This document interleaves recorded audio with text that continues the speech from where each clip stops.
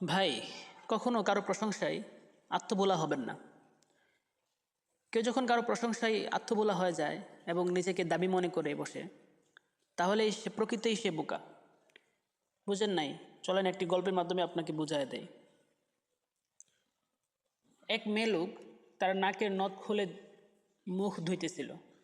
এই অবস্থায় আরেকজন মহিলা তাকে দেখে এবং সে দেখে ভাবল যে তার স্বামী মারা গেছে এবং সে বিধবা হয়ে গেছে। দৌড়ে গিয়ে তার স্বামী নাপিতকে বলল, এই যে নাপিত মিয়া, তোমার স্ত্রী বিধবা হয়ে গেছে। এই খবর শোনা মাত্র লোকটি ঢুকরিয়ে কাঁদতে লাগলো।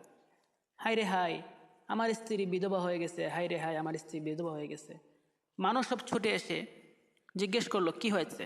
সে বলল, সর্বনাশ হয়ে গেছে, ঘটনা সব ঘটে গেছে, আমার স্ত্রী বিধবা হয়ে গেছে।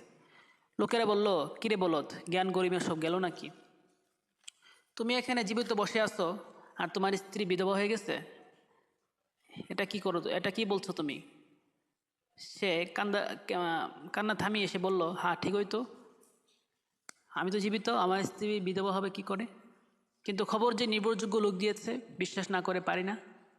ঠিক এরকমভাবে আমাদের সমাজের কিছু মানুষ প্রশংসাকারীকে নির্ভরযোগ্য মনে করে এবং আত্মবোলা হয়ে যায়।